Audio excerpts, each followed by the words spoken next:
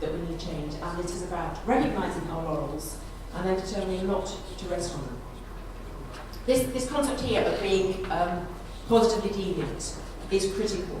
This is critical. This is about being change maker. This is about going beyond what you do normally, and I'm going to come back to this very quickly over the next few minutes. How can you wave at me when I've got 5 minutes to make sure I keep on track? We are a small enterprise, very DD, and we effectively see that tourism has got lots to do in terms of making sure its own house is in order, but that it contributes to a resilient future. We've got quite a few members, and that's increasing, so it started in Cornwall, went that way, and then went that way, which is fantastic. But it means that lots and lots of people are looking to see what is happening in Cornwall in order to share that good practice. I want to start at the beginning with the concept of sustainable development. This is an extraordinary woman. This is the woman who invented the concept of sustainable development, which is development. I think her definition that went to the Brookman report, her name is Grow Holland Brookman, was in actual fact the definition that we have used consistently. It's development that meets the needs of the present without compromising the ability of future generations to meet their own needs. In 1987, the question is, are we any closer to that now than we were in 1987?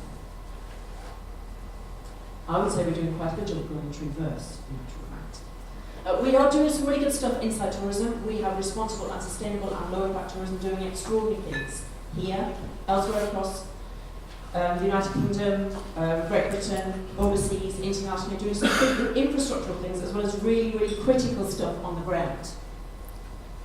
We've got a network.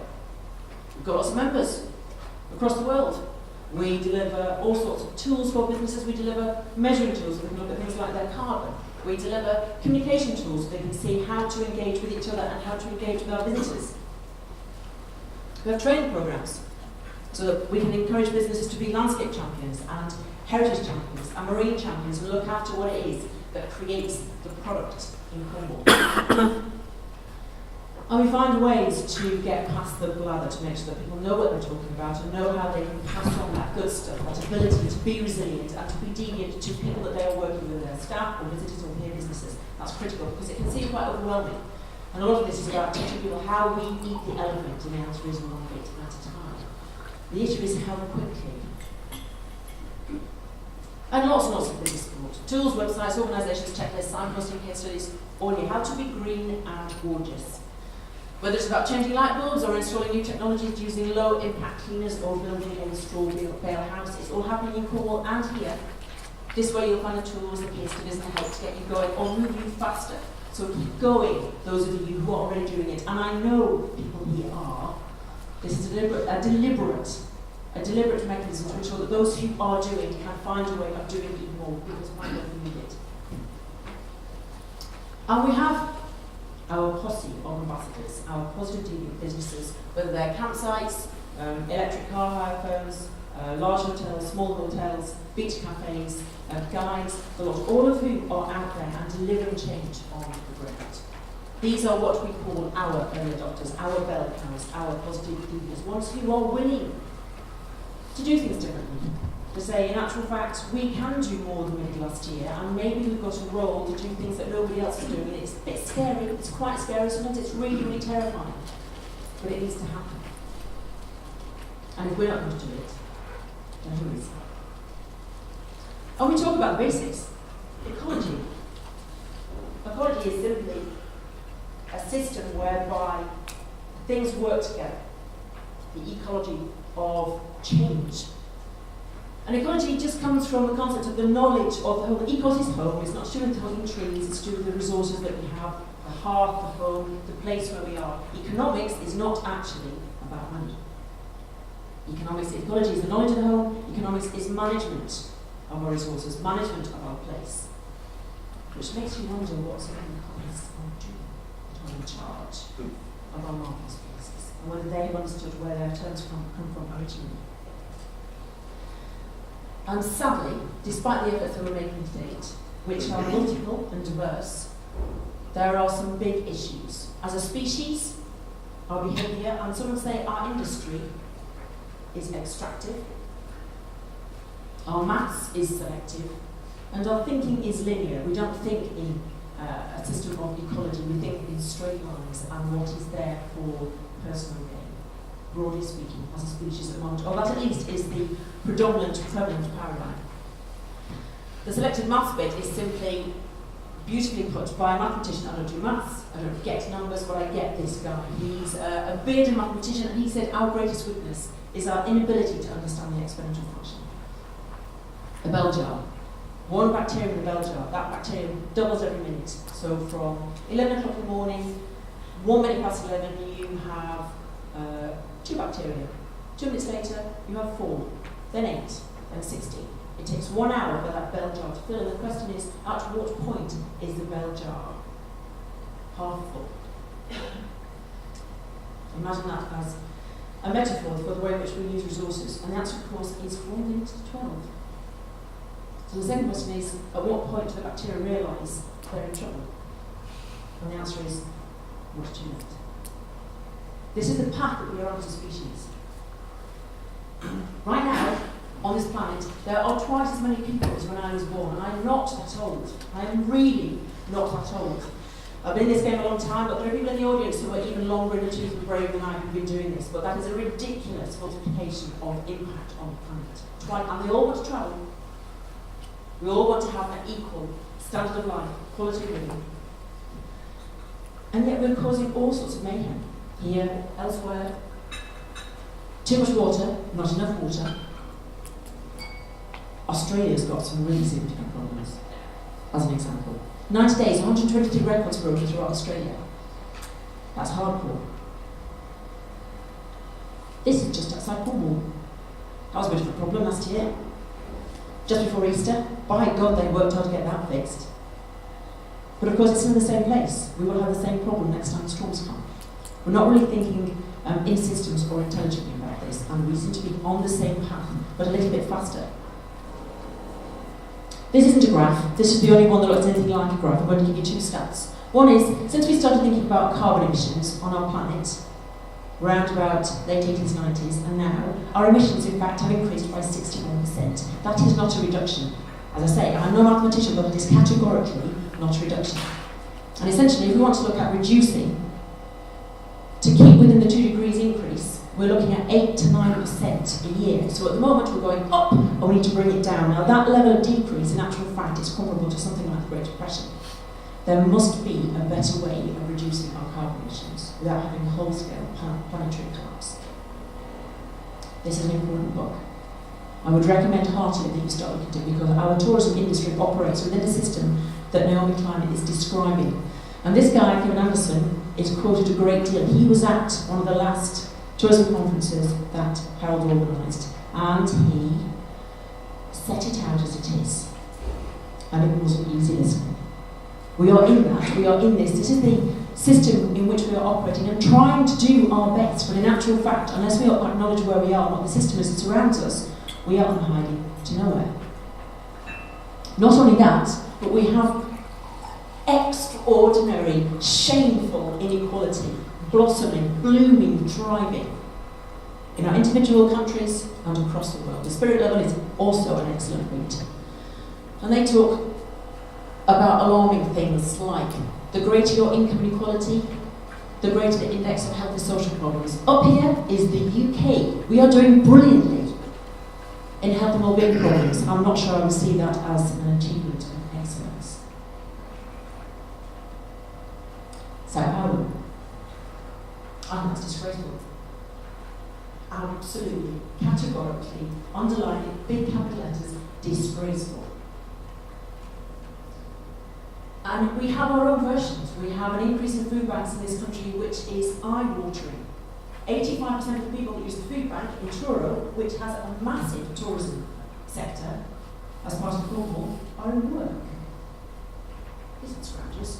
These are people who are living inside a system where we have a thriving tourism industry who don't have enough to eat.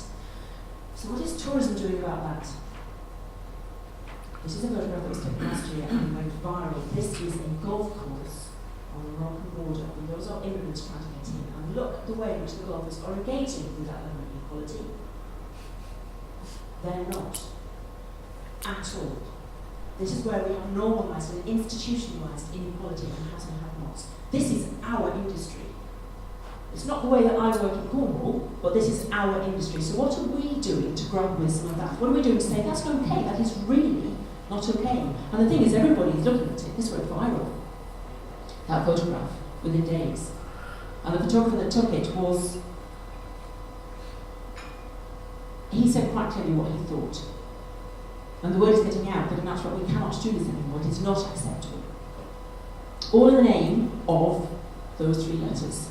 And we've sort of forgotten what the point is of that activity. This cannot possibly be the only thing we are striving for. So if we have these four horsemen of the apocalypse, you could say we've got population and we've got climate change and we've got energy crisis and we've got raging inequality as a result of a broken economic paradigm, which we still sort of carry on with because we think there's no alternative. What do we do about it? Sadly, pretty much that. Individually and collectively. I'm not of the opinion that Ms. Brookman is going to be giving us top marks for this. She's saying things that are really quite alarming now because of where we've come or how far we've reversed should she set out what she thought sustainable development should be. So, this is about all the things we are doing now, but bumped up, multiplied, increased, made much bigger, much louder. It's about not stopping all the things you're doing now, but understanding that we need to do it cubed, squared, multiplied. And our choice really is whether or not we carry on looking after our own bit and go along with everybody else because that's sort of what everybody else is doing and sometimes that can feel more comfortable, or whether in actual fact we start thinking, maybe I need to stick my head over the parapet. This is an extraordinary guy, he's called August Langmasser, and in that crowd he was the only Nazi, or at least the only man in a group of Nazis who was willing not to put his arm on. That must have been terrifying. He didn't know anybody could see him, but he knew the people who wanted him to engage with that particular structure would notice. He married a Jew. That didn't go down terribly well. And he suffered as a result.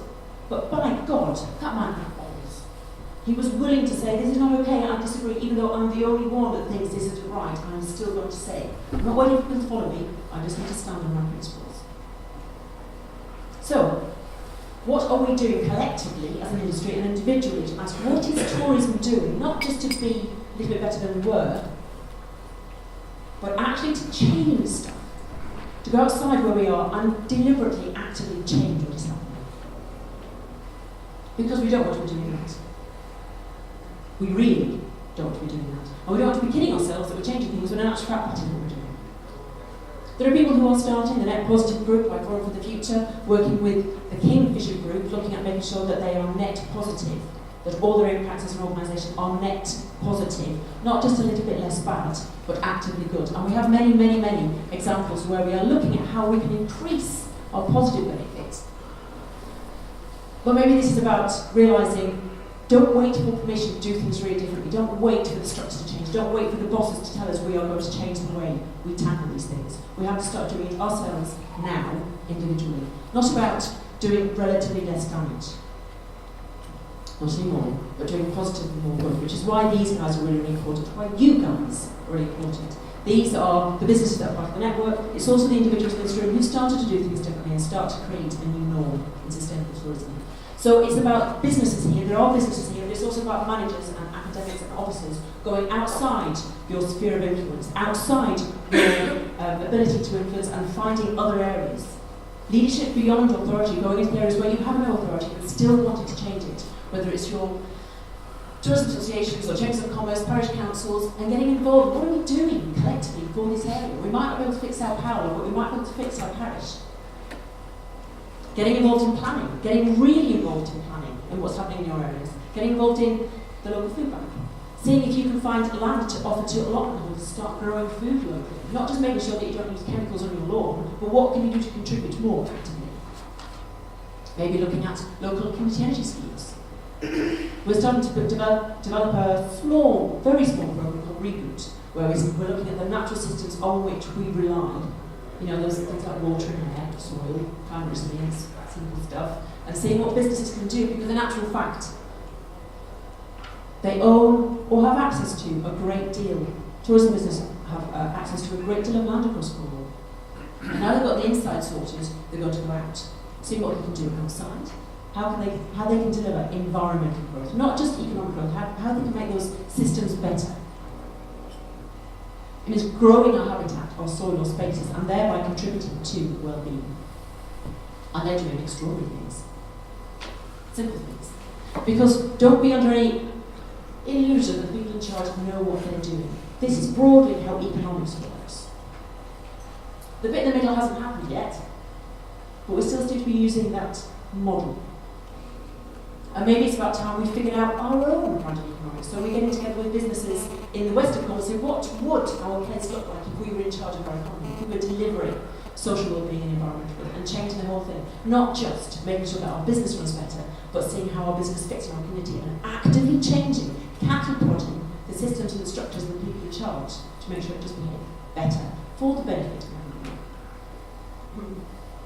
Maybe it would involve local currencies. This is happening all over the UK now. Making sure the money stays local. Somebody said it's not just about a leaky bucket, it's about a bucket without a bottom. Money is pouring out, and as we figure out how our procurement systems work and our local economy works. So essentially, it's about making sure we don't just work in a straight line, blinkers on, moving forward from my own benefit. It's about understanding the complexity of the system and how things work together. Do you remember that poem, John Donne? No man is an island? All that stuff. It was on the nail. It's about the whole system, not just selected bits of it. And it's about natural and social capital investment. It's about making sure we actively, on purpose, look after the places where we are, rather than just making sure we're okay. And it's collaborative, not individualistic. These are extraordinary guys. They huddle together so the penguins who get chilly on the outside get chilly and then get brought into the inside. And then the penguins who are warmed are put to the outside, and the colder ones are brought to the inside. If they were there by themselves, they wouldn't last 5 minutes. They survive because they're there as a group. They collaborate. Now, if penguins can do that, I would really hope that we could as a species. So if we want this extraordinary future of equality and access and well-being and low carbon, thriving, prosperous communities, then in actual fact, we need to start making sure we deliver it ourselves. Because I can guarantee that nobody else in charge is doing it. And it's beyond just making sure your own house is in order and your garden's all right. It's about actually getting involved, going beyond, way beyond what your business is doing, and seeing what your business can do to change what other people are doing locally.